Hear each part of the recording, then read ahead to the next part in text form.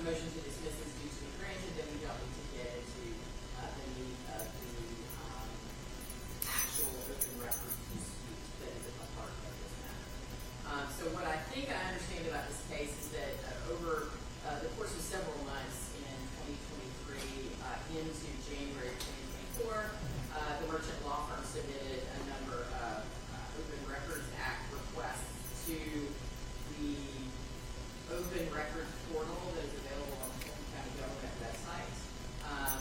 Those responses, or excuse me, those requests were acknowledged in some form or another. Some indicated no records, some indicated there were records, but we're pulling them. Some, I think, perhaps the merchant law firm is unhappy with the nature of the responses. We'll get into that again if it's procedurally appropriate to do so in a moment. But the county, the Fulton County District Attorney's Office, who is the named defendant in this case, responded to the motion to dismiss, essentially arguing that the Fulton County District Attorney's Office is not an entity that is capable of being sued, and that if it is an entity that is capable of being sued under the Open Records Act, that the requests are moved because all of them were responded to, or including responses that say there are no such records, and that the District Attorney's Office acted in good faith in responding. I think that's where we are, and so I'm going to ask counsel for the Fulton County District Attorney's Office, which I believe is the County Attorney's Office, to go ahead and focus on that motion to dismiss. As I said, I don't want to talk about the substance necessarily unless we need to get there. So let's start with the motion to dismiss. Who will I be hearing from on behalf of the county? Yes, my name is Sandy Monroe on behalf of the Fulton County District Attorney's Office. Good morning, Ms. Monroe. Please go ahead. Thank you so much for that brief introduction. And I'm just going to basically repeat most of those points before this morning. The defendant moves for dismissal for two reasons. The first being that, as a matter of law, a district attorney's office is not an entity capable of being sued. This precedent is clearly established by the decision of Myers v.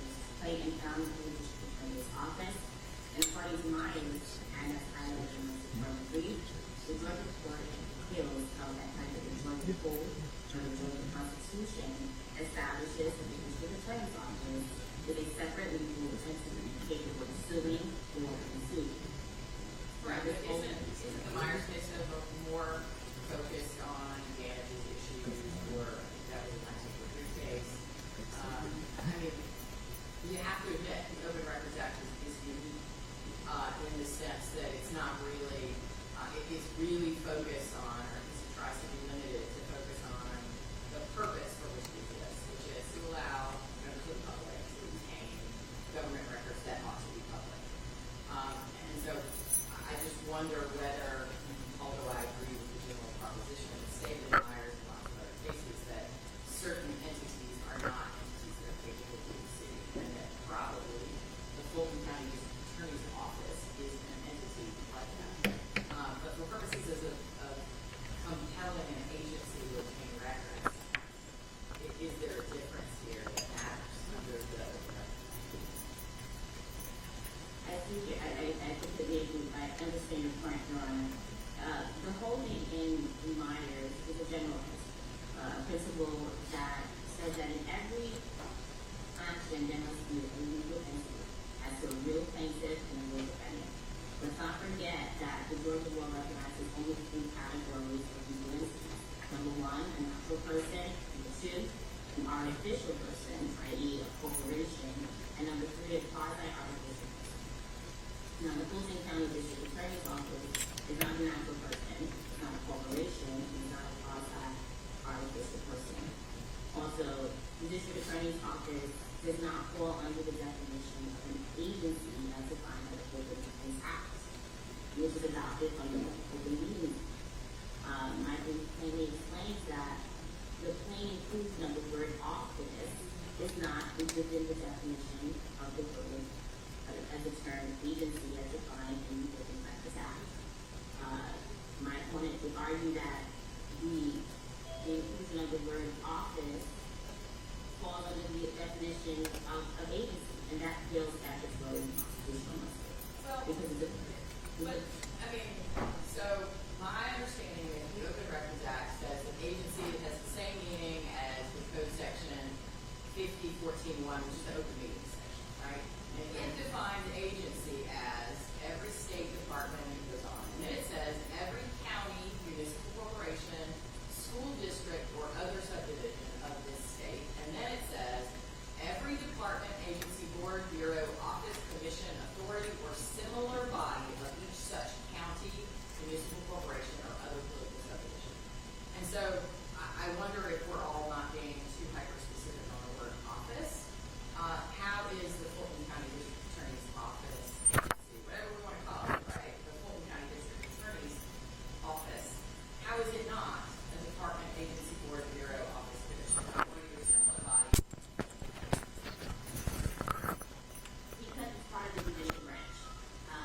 As shown in the cases of Fulton, you have the district attorney's office, which is under the judicial branch, and also under the judicial article of the Georgia Constitution.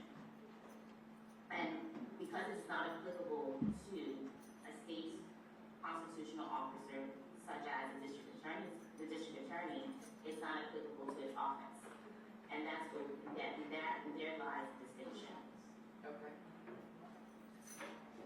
So, to put, I think one thing I'm struggling with, though, Ms. Monroe, from your client's perspective is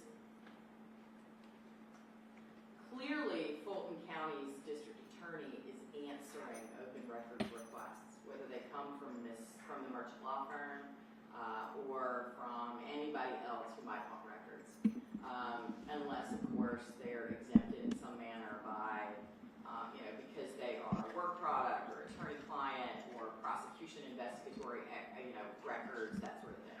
And so my question, I've not known many government agencies that just give out things because they want to be kind rather than because they are legally obligated to. And so one question I have is, if the Fulton County District Attorney's Office is not governed by the Open Records Act, then why does the Fulton County District Attorney's Office have an open records agent, a records custodian, and a process and procedure in which it routinely engages to provide open records to fulfill open records requests that are submitted to it? Because it's part of their civic duty, a civic duty that is outlined in the Georgia Constitution.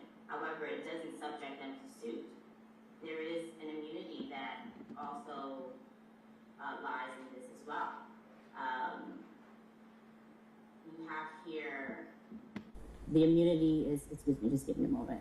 The immunity lies in private suits. This argument that because the immunity, there's an immunity, I'll start again. The Georgia Constitution unequivocally provides that the district attorney shall enjoy an immunity from private suits from actions arising from the performance of their duties. Okay. So I apologize, Ms. Monroe, I have a lot of questions. So I apologize if I'm interrupting you, but how do you square that position, right, with Felker versus Lukemeyer and Chua versus Johnson? Both of those cases, one of them is from 2016. Both of those cases are open records disputes. Both of those cases. Now, granted, they were not against the office of the district attorney. They were against the named district attorney. But in neither of those cases did the Court of Appeals or the Supreme Court say, oh, but you can't sue the district attorney for these records. They were all concerned about the nature and extent to which those records constituted open records, the nature and extent to which they would be appropriate. And I'll note specifically in I think it's Chua, which is the more recent case, in discussing what was at issue in the case. I'm trying to find the exact quote because I have the footnote. It says, pursuant to this request, it's an open records request, the district attorney agreed to make the files available for personal inspection by Chua's attorney on July 24th, 2013. And then the Court of Appeals dropped a footnote that said, see OCGA 50-18-71A, quote, all public records shall be open for personal inspection and copying, except those which by order of a court of this state or by law are specifically exempted from disclosure. And so how do we square your position, again, understanding that in those cases the actual district attorney was named personally, but how do we square those cases with y'all's position that the only reason the DA provides those documents is because it's their civic duty, but that the DA's office is not subject to suit under the Open Records Act? It's a great question, Your Honor. However, without the clear precedent of case law and the application of how the Georgia Constitution and the Georgia Code is to be applied in a given open record setting, it's a difficult question to answer. But I can go by what's outlined in the Georgia Constitution and what their duties and what the district attorney's duties there lies, and that's what I go by.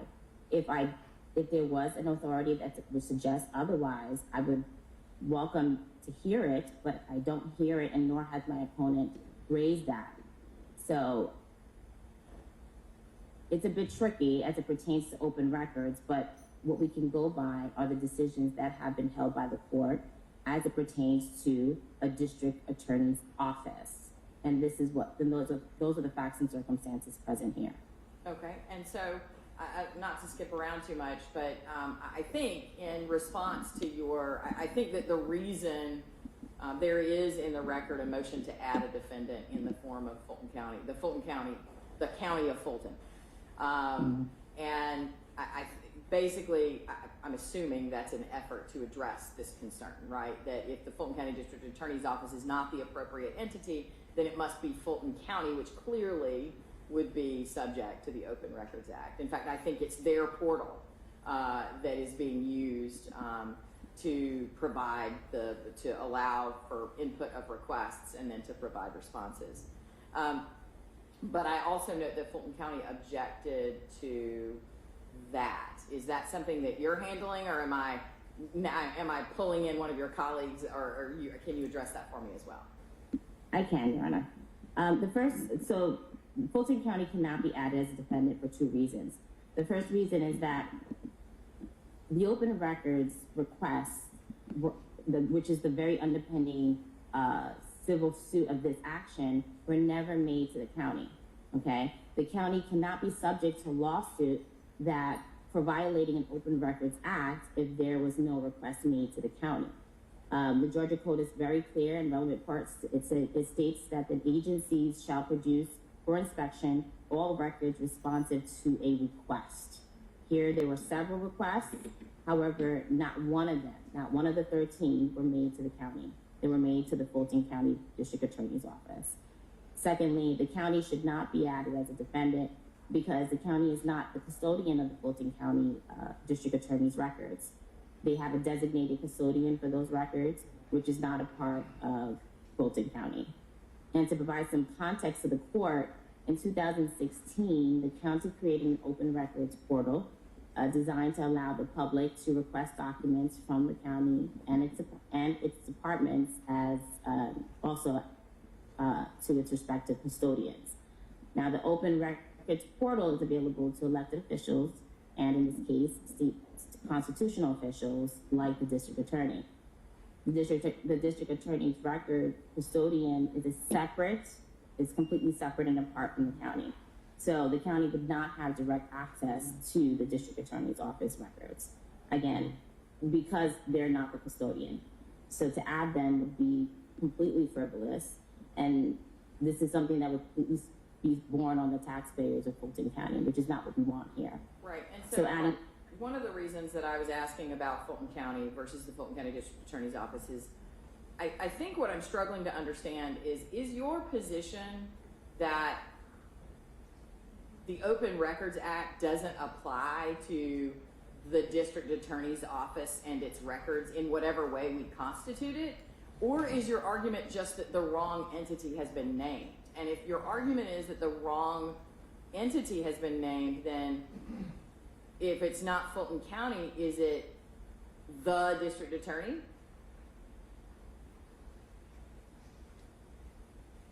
So it is certainly, I'll start by saying that it's certainly not the Fulton County District Attorney's Office. And as far as suing District Attorney Bonnie Willis personally, don't believe that is something that can be done legally either.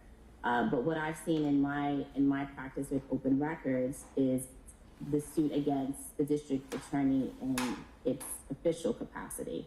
Now, whether or not that passes constitutional muster, that's something for the court to consider as well.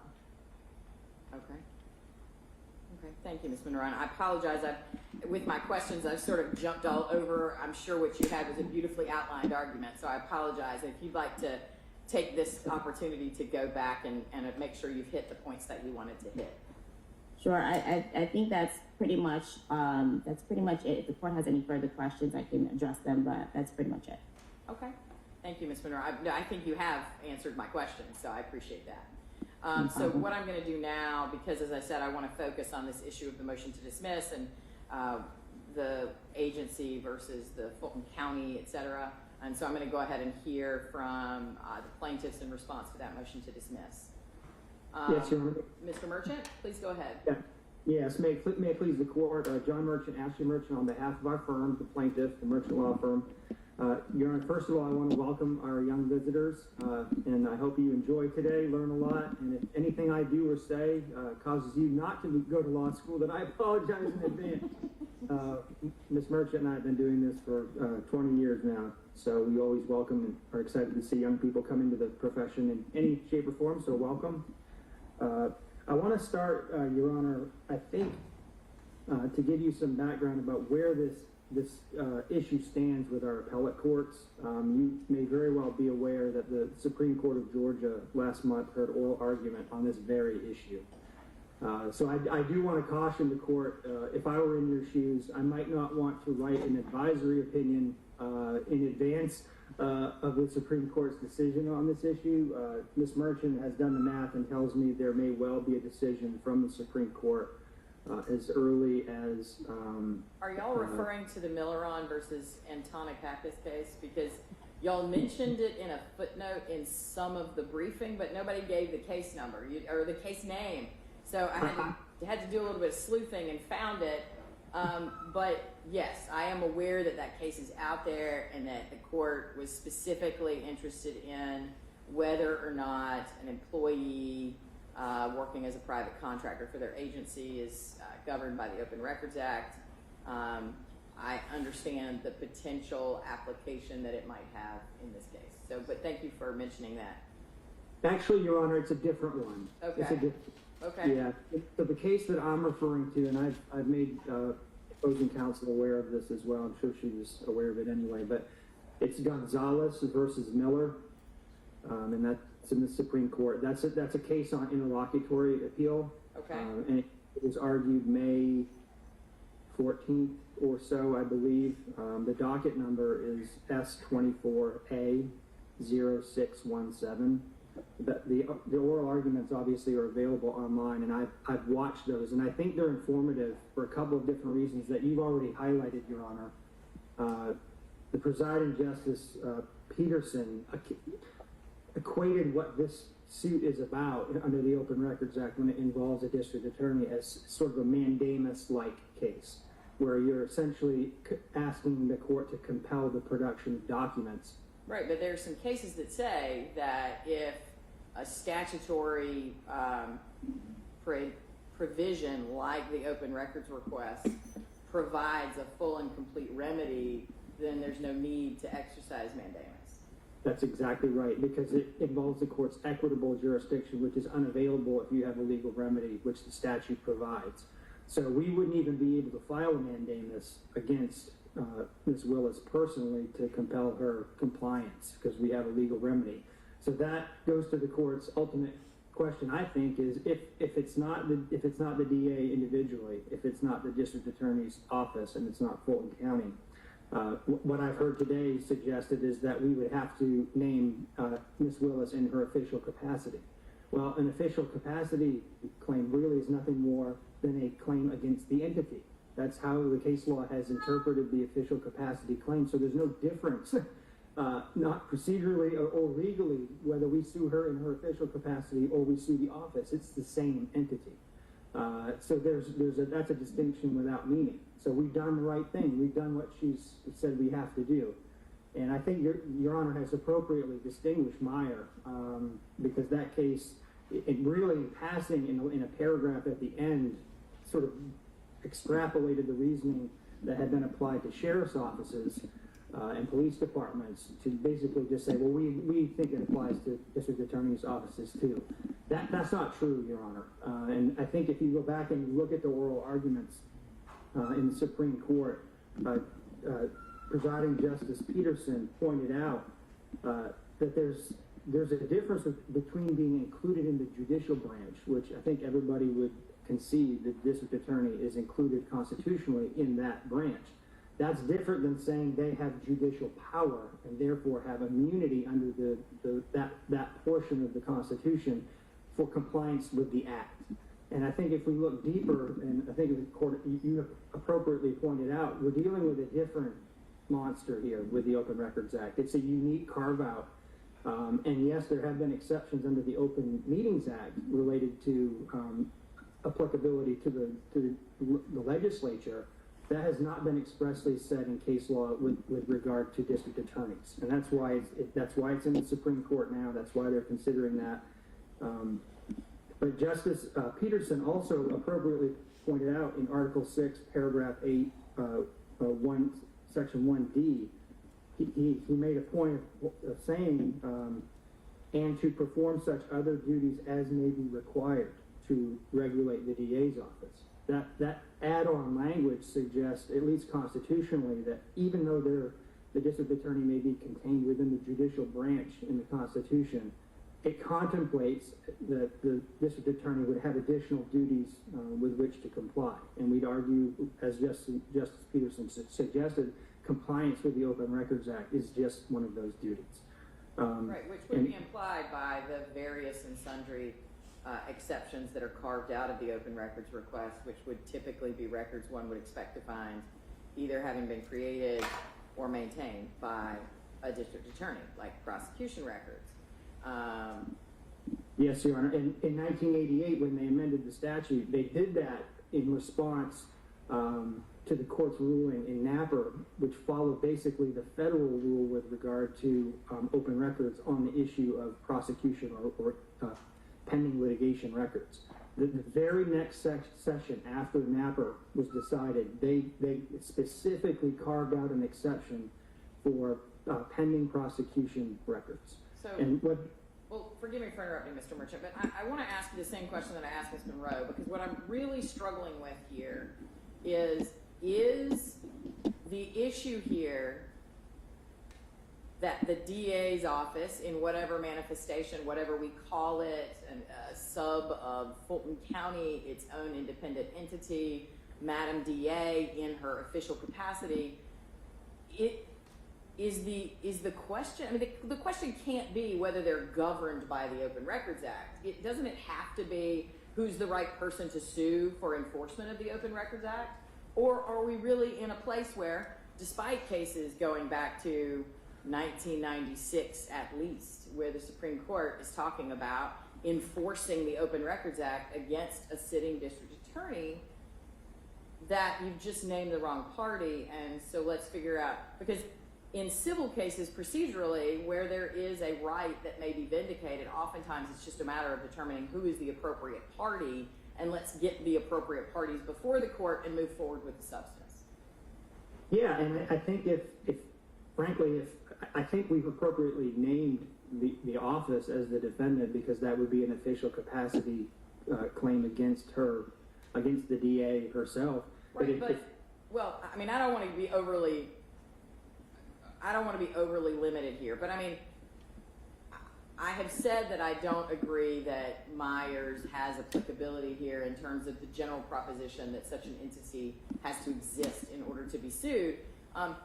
But let's not completely dismiss the county's point that the Fulton County District Attorney's Office is not a formal entity. It's not a municipal body. It's not an incorporated entity. It's just a name that we've given. I mean, if you were to sue a lot of the entities that are subject to the Open Records Act for some other violation, it would be, you'd be suing the sheriff or the DA or, you know, the governor, right? I mean, that's how we do things in terms of suing for relief within the purview of those named elected officials. Right, and we certainly can amend the complaint to add the district attorney individually and in her official capacity. If that solves the issue, then we're happy to do that.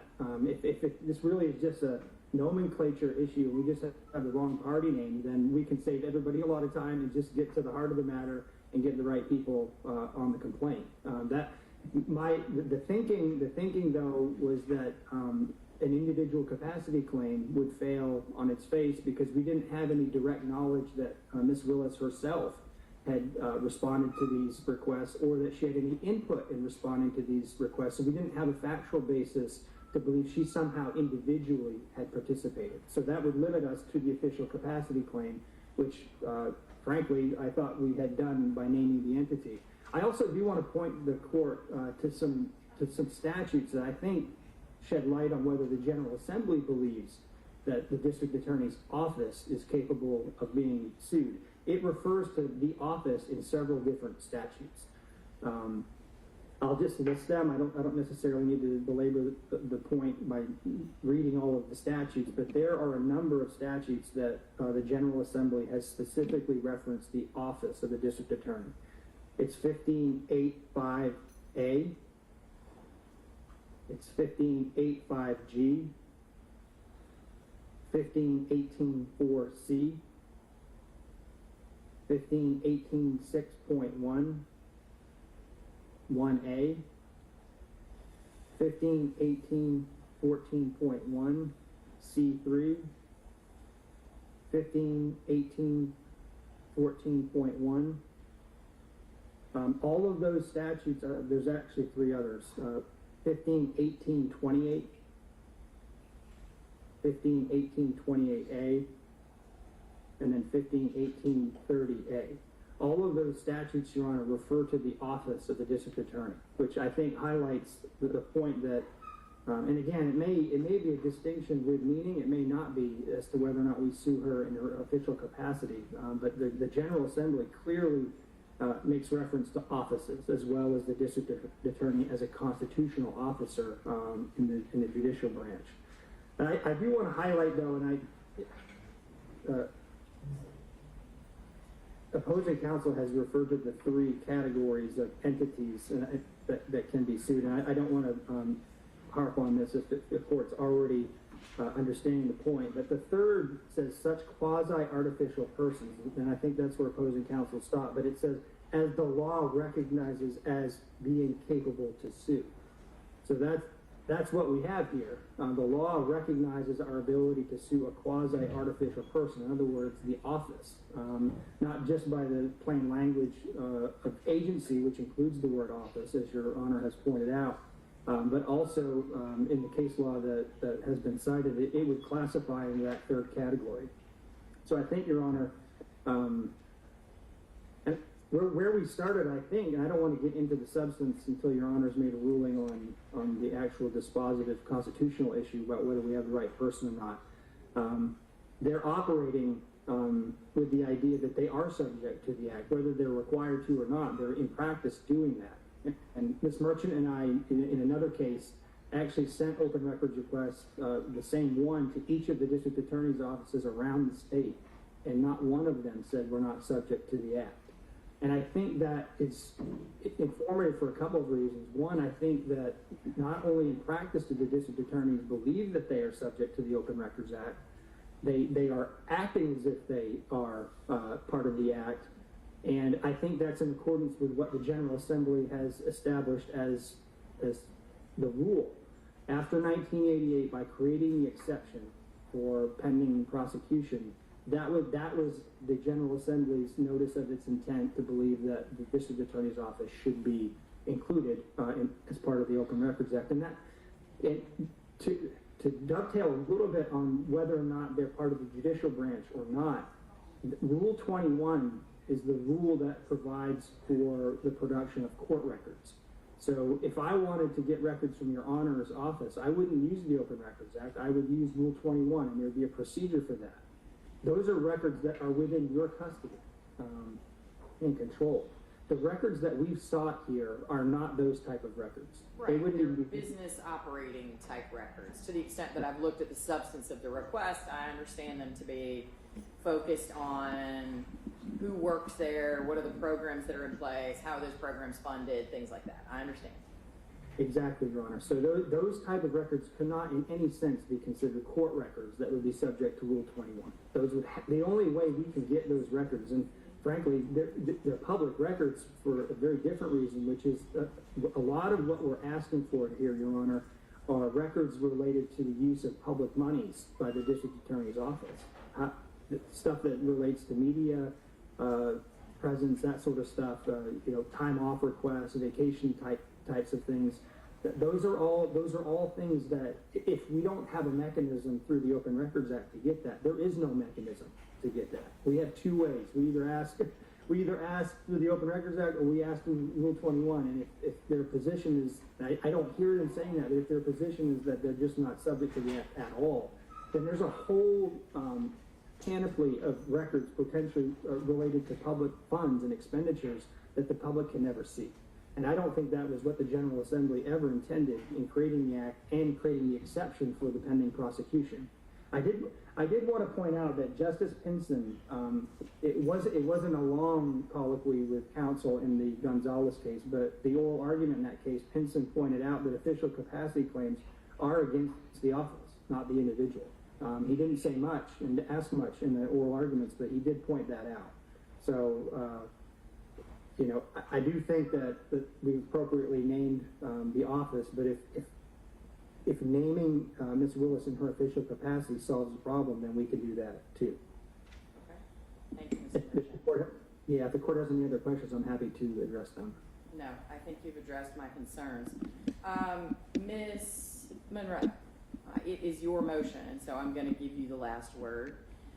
But I will ask that I'm not sure I've actually gotten an answer to my question. I think you've said that the reason that the District Attorney's Office is engaging in the process of and maintains a structure for requests is because it is the District Attorney's civic duty to do so, which I don't want to assume, but I think implies that your position is that the DA's office is not legally obligated to provide or to comply with the Open Records Act. And so I do want to get a clear answer. Is the DA's position that it is not obligated, that it is not governed by the Open Records Act and therefore not required to comply? Or is it that the plaintiff has simply named the wrong entity? And part of the reason I'm trying to pin that down is, again, in a civil case, right, oftentimes if the substantive issue is appropriately before the court, then sometimes it's just a matter of let's make sure we've got the right parties here. This feels to me like we've named the wrong corporation and we need to get the right corporation named because it's a part of a corporate family, something like that. And so that's really what I'm trying to nail down. What is the DA's position? The DA's position is that the wrong party has been named in the suit. Okay. Does the DA's office have a civic duty to make sure that there is public transparency as to how they are operating on behalf of its government, on behalf of its taxpayers? Absolutely. That is outlined without any question within the Georgia Constitution. Whether or not they are now subject to suit under the Open Records Act is what lies with the Georgia Supreme Court. And I am well aware of this case that is pending. It was cited in one of my footnotes to make the court aware. And I did view those oral arguments, and this is the issue. And so as far as liability, I think that is the bigger umbrella, which we will get to. However, we're just not quite there because, again, we have the wrong defendant. Okay. Thank you, Ms. Monroe. Anything else you want to say in closing? Because again, it's your motion, so you get the last word. I just want to say that, from the onset of this case, we have tried to contact opposing counsel and trying to see if we can, avoid litigating this matter. It was evident based on the case law, based on Georgia Constitution, based on statutes, Georgia Code, that this was an improper suit brought against the district attorney's office. And they proceeded, which leads us to the next conclusion that this was merely to pursue the abuse of litigation, merely to pursue the harassment of the district attorney's office, and to further fish through business records that have already been provided. Now, I know the court doesn't want to get into the details or the merits of the open record request itself, but when we do get to that juncture, that would further reveal why we're actually here. If it was about open records, we would welcome that conversation. We tried to welcome that conversation prior to even coming here, Your Honor. However, that was not something that we were able to do. So just some context for the court in making this decision today. Okay. Understood, Ms. Monroe. Okay, so the main reason I was trying to sort of nail down that issue is I think that there is clearly an open question about the nature of the relief that the court might afford to the plaintiffs in this case, depending on the outcome of this larger issue in terms of the enforcement of the Open Records Act.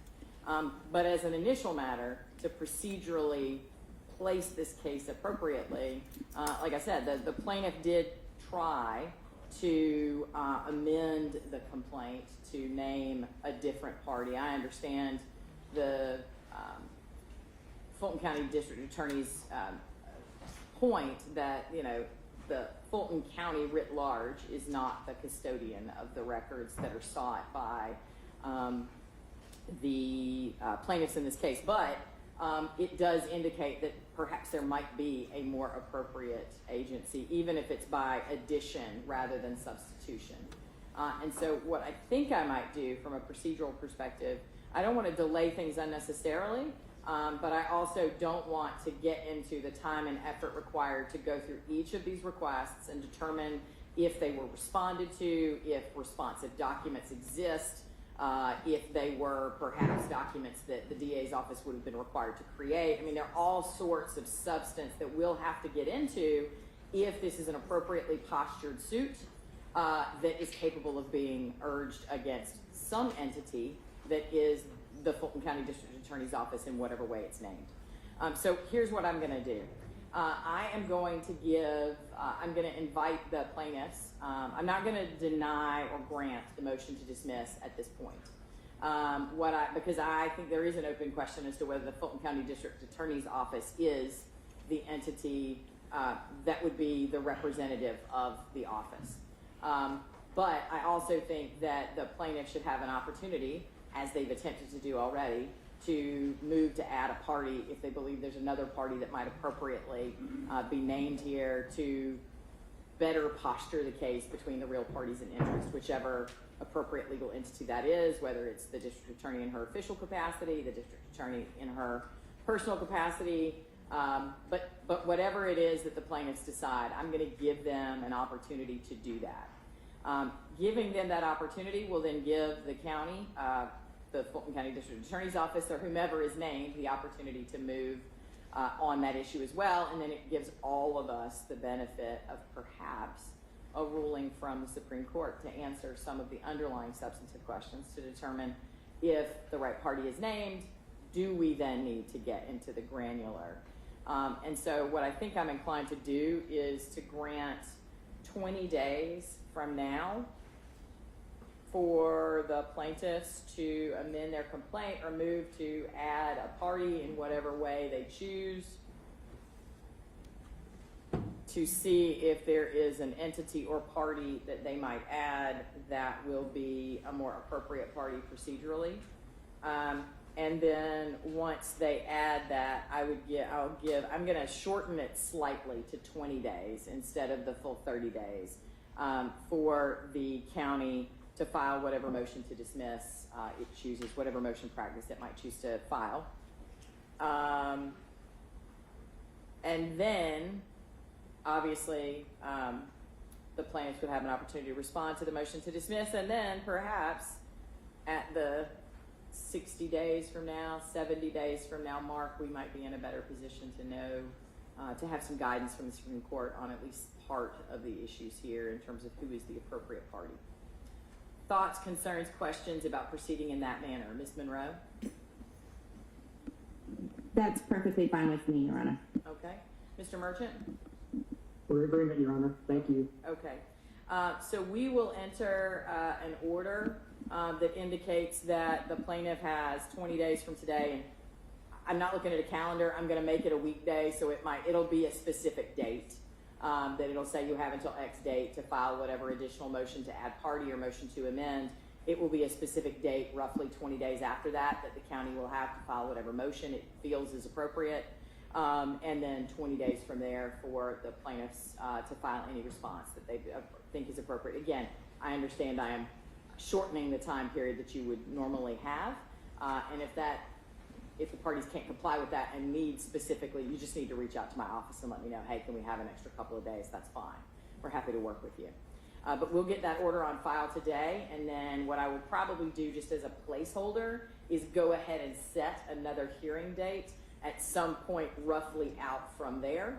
And then, of course, maybe we don't have to deal with any of this because the Supreme Court says one thing, and if we do have to deal with any of this, we'll deal with the procedure, and then if we get to that point, deal with the granular nature of the requests that have actually been posed. That's the plan. Is everybody good with that, Ms. Monroe? Mr. Merchant? Yes, Your Sorry, Honor. that is fine, Your Honor. Okay, Sorry. excellent. Well, then we are adjourned. Thank you all for your time, and I will see you, I'll look for your briefing and see you in a few months.